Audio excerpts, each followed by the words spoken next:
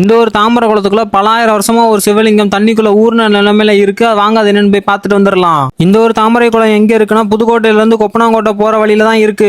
கொப்பனாங்கோட்டை போற வழியிலே பாத்தீங்கன்னா இந்த மாதிரி ஒரு கட்டை இருக்கும். அந்த கட்டை தான் இதுக்கான அடையாளம். 2 மண் ரோடு போறதுல பீச்சாங்காய் பக்கமா போற மண் ரோட்ல போனீங்கன்னா அந்த தாமரை குளம் இருக்கும். இந்த ஒரு தாமரை குளத்துக்குள்ள தான் இத்தனை வருஷமா எல்லாரும் அங்க துணி துவைக்கிறதுக்கும் கால் கழுவுறதுக்கும் இந்த தாமரை குளத்தை பயன்படுத்திக்கிட்டு இருந்தாங்க. இப்படி ஒரு அதிசயம் இந்த இடத்துல இருக்குன்னு யாருக்குமே இது வரைக்கும் தெரியல. நான் இதை கேள்விப்பட்டோன்னா இந்த சிவனை பார்க்கணும்னு எனக்கு ரொம்பவே ஆசையா இருந்துச்சு. ரொம்ப நாள் கழிச்சு இந்த சிவனை பார்க்கறதுக்காக நான் வந்தேன். இந்த சிவலிங்கம் எப்படி இருக்குன்னு கிட்ட போய் பார்க்கலாம் வாங்க.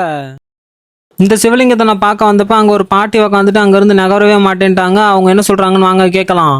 இப்பதான் தாம்பரம் அது நான் சும்மா இருக்க முடியாம இந்த அங்கே ஒரு குளத்துல இதுக்கு நேரா ஒரு குளத்துல இருந்தது உன்னை புடிக்காது போட்டேன்.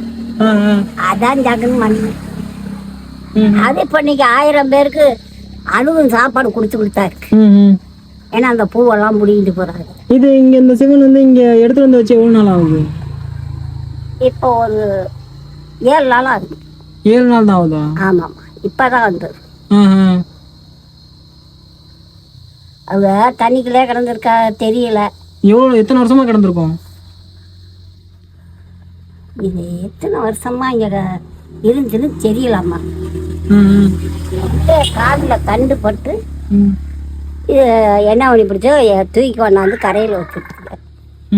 இங்கே வந்து என்னைய கேட்டுட்டுங்க, அம்மா ஒரு சிவலிங்கம் வெயிலே இருக்குன்ட்டு கொண்டாந்துங்கன்னு வைங்கப்பா அப்படின்னு. அது அங்கிட்டு நாகர் அங்கிட்டு ஐயனார் நடு சென்டரில் அவர் வைப்பாங்க.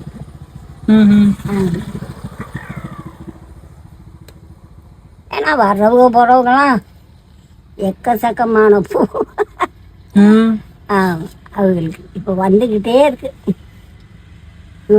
இந்த ஒரு சிவலிங்கம் கரெக்டா இப்போதைக்கு எந்த இடத்துல இருக்குன்னு வாங்க பார்க்கலாம். இங்க எந்த ஊர்ல இருந்தாலும் புதுக்கோட்டைக்கு வந்துருங்க. புதுக்கோட்டையில இருந்து கொப்பனாங்கோட்டைக்கு போற ரோட்ல தான் இந்த ஒரு காளி கோயில் இருக்கு. இந்த காளி கோயில்ல தான் இப்போ வந்து இந்த சிவலிங்கம் அமைஞ்சிருக்கு. காளி கோயிலை தாண்டி நீங்க போனீங்கன்னா தாமரை குளம் இருக்கும். அதை தாண்டி போனீங்கன்னா தான் கொப்பனாங்கோட்டைங்கிற அந்த ஊர் வந்து வரும். நீங்க கொப்பனாங்கோட்டைக்கு போக தேவையில்ல. அதுக்கு முன்னாடியே காளி கோயில் இருக்கும். இந்த காளி கோயில் தான் அது.